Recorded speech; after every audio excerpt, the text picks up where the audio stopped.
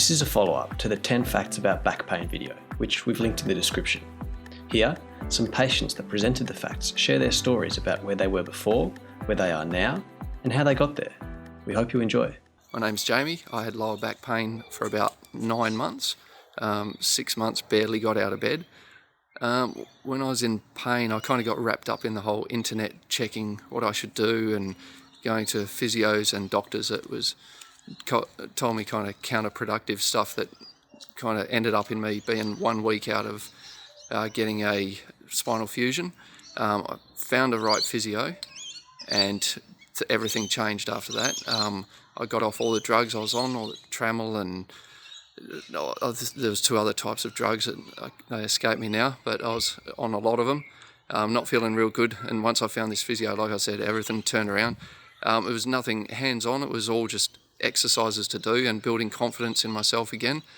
And yeah, I got out of it and things are really good now. It's back to normal, except I'm smarter now because I know how to handle and manage the pain when it comes. And it did come recently again. I hurt my back digging a trench, and I knew how to deal with it, and it was heaps better.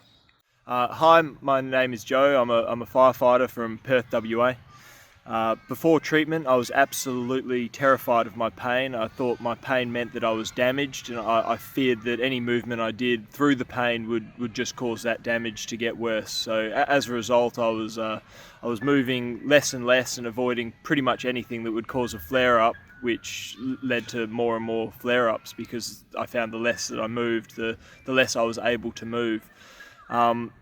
Now I've got my life back. I do everything that I enjoy. Yeah, so there's really nothing that restricts me anymore. I do everything that I was able to do before. I still have pain, but it doesn't bother me in the way that it did. I think that the meaning of the pain has really been taken away, and I think the biggest message that I got that helped do that is that pain didn't mean damage, and that you can have pain. And it just means that you've got sensitive structures, and it doesn't actually mean that there's damage being done and that things are actually getting worse. If there was one message I could give to other people in pain in my situation, it's that even though your pain is absolutely real, you're probably not as damaged as what you've been led to believe. I know that I got some terrible advice really early on that terrified me. And it was only when I started, doing my treatment that things really started to get better. My name's Anthony, and I had back pain for 9 years. Back then, I would start my day with morning stretches to prepare my body for what I would expect to be a day full of pain running up and down my back, glutes, and hamstrings. During work, I would always take painkillers and rub my back quite frequently to relieve any sort of pain I had. And at the end of the day, I got home from work and I lay down on the floor for half an hour and did nothing just to relieve the tension there. Now I'm pain-free. I hit my deadlift and squat goals of 180 kg and 140 kg respectively. I can play basketball as hard as I want without repercussion, and I've taken up Muay Thai and boxing just because I can, and I've got a son on the way, and I look forward to bending over and picking him up and doing whatever a dad needs to do. Everything changed due to the education I received around back pain. Rather than having the symptoms treated, I was made to understand that it was my fear of pain that caused me to alter my movements and avoid certain movements. Back then, I would tense up every time I bent over, or I would avoid bending over with a rounded back. But essentially, it was the understanding that I needed to start relaxing and moving as naturally as possible, as my body was designed to do, and not be afraid.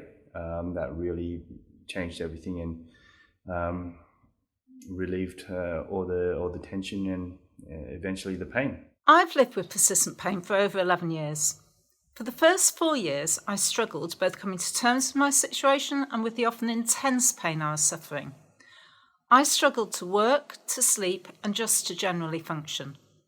At that time, the main strategies I was given to deal with my pain and disability were medical ones, for example, surgery, injections, and medications.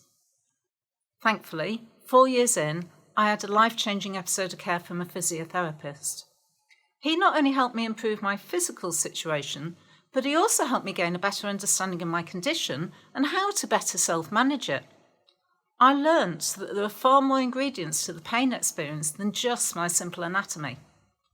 Changing my focus from trying to fix my physical body to considering the wider aspects of my life, for example sleep, stress and enjoyment of life, helped me improve my situation considerably. Although I still experience daily pain, and sometimes that can be severe, I'm thankfully able to live a good and happy life with pain. Adrian McGregor, 55 years of age, and I have chronic lower back pain. When I first presented to my GP about the pain, it was never really explained by him or anybody else the difference between acute pain and chronic pain. It wasn't long before I was on a regime of pharmaceutical drugs, right up to the morphine patches. I had been prescribed core strengthening exercises, all designed to prevent that micro movement of the spine, and I'd had 2 spinal surgeries. All that resulted in the same levels of chronic pain. I knew I had to find another way out of this.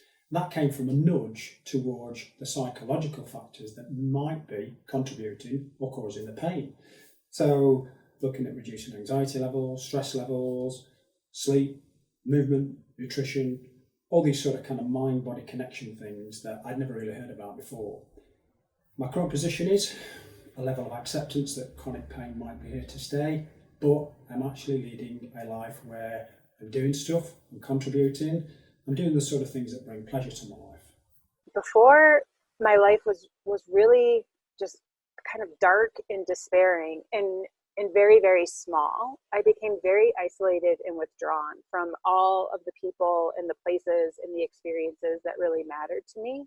And not going to work anymore because I was off on workers' compensation was hugely upsetting and disruptive to my life, because so much of my life had been based around work. And that was what gave me a sense of meaning and purpose and self-worth. So when I was off work and in this kind of dark and despairing place, I didn't feel like I had a sense of self-worth. I didn't have a purpose anymore. I didn't really know who I was anymore. And it was really, really disconcerting and really upsetting and difficult. My life is so much different now, and it took time to get there, but having a different understanding of pain led to a different understanding of myself with pain, and allowed me to get back to my life and allowed me to get back to the things that were meaningful to me and the activities that were meaningful to me. And I get outside and play as much as possible. I snowboard, I hike, I run or jog, probably more like jogging now. I don't go to the gym so much anymore because outside is my gym.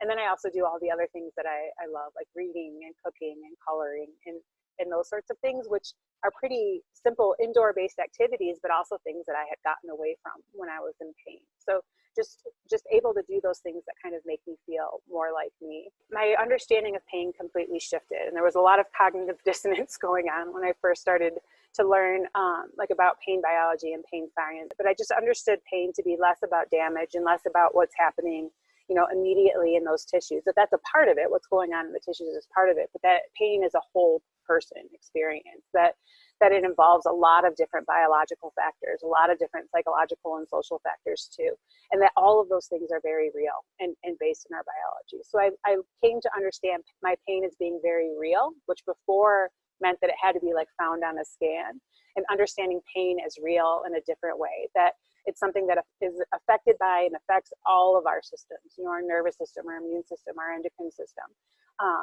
And that those things change over time when we've been in pain for a long time. But the really cool thing is that our biology is constantly adapting with our new and repeated experiences, and that I had some control over what those new and repeated experiences were. And that was huge. That was huge.